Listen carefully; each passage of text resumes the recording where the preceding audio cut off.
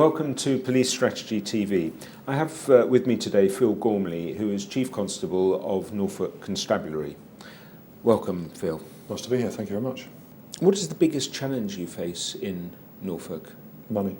It's simply maintaining the level of service that we have been able to provide and the public have come to expect against a really significant shrinking asset and resource base. We've got to take about £25 million out of a £150 million budget. We know we've got a very good plan to do that. We will be able to do that. I am confident that service will be maintained at a reasonable level. Going forward, if the economics dictate that we have further significant cuts in funding, then that's the major challenge for both me and any Police and Crime Commissioner who comes in, and the promises and the plans that they seek to make. What do you mean by a reasonable level? Well, I mean, in terms of a service that people will recognise.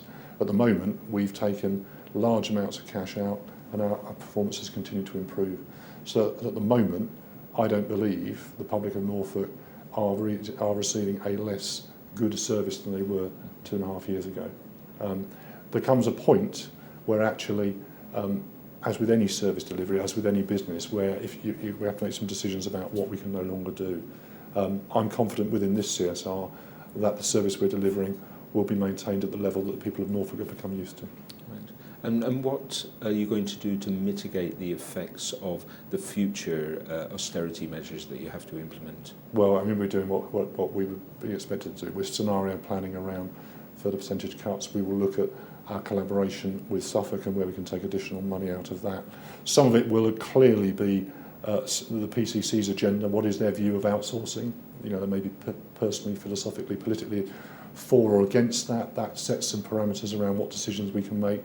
So some of it will be utterly dependent on the view of the PCC, because their role is to set the plan and to use that budget to deliver a policing and crime service across the county. So my role at the moment is to start to think through options to present to the PCC, and they will then make that decision in consultation with me and my team, I hope.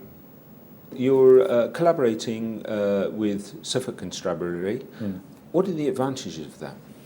Well, it means that we can take significant amounts of savings out of both organisations whilst largely preserving the footprint of local service delivery. So what we're doing over the period of this CSR is combining all of our back office functions, so HR, legal, fleet, IT, all the things you would expect, together with protective services, so the high end around specialist support around investigations, firearms, dogs, roads policing. So at the end of this process, we'll have fully collaborated units providing business support and protective services, but still an utterly identifiable and recognisable local delivery. So we'll actually, in effect, we'll have two independent constabularies, but they are utterly interdependent in terms of their reliance on those single functions. So how are you going to preserve your own identity as Norfolk Constabulary and not kind of lose it in an amalgam with Suffolk? Well, in terms of local service delivery, almost all of my staff, unlike many places I've worked before, live and work in the county, so there's a huge connection to the communities of Norfolk, and the same I think is probably true in Suffolk. We will still be responding to the needs of local communities. The Police and Crime Commissioner is clearly coming in the autumn on a mandate to deliver what the people of Norfolk will want and develop a police and crime plan around that. So, I think my view of policing is there's a piece that people really do care about and want it delivered locally, which is predominantly uniformed local neighbourhood policing. And then there's pieces of policing that they're not so bothered around. Actually, if they've been the victim of very serious crime, or they need a firearms response, or they want roads policing to deal with a road traffic collision, what they want is officers there with the skills and the capability, and where they're based is not so important.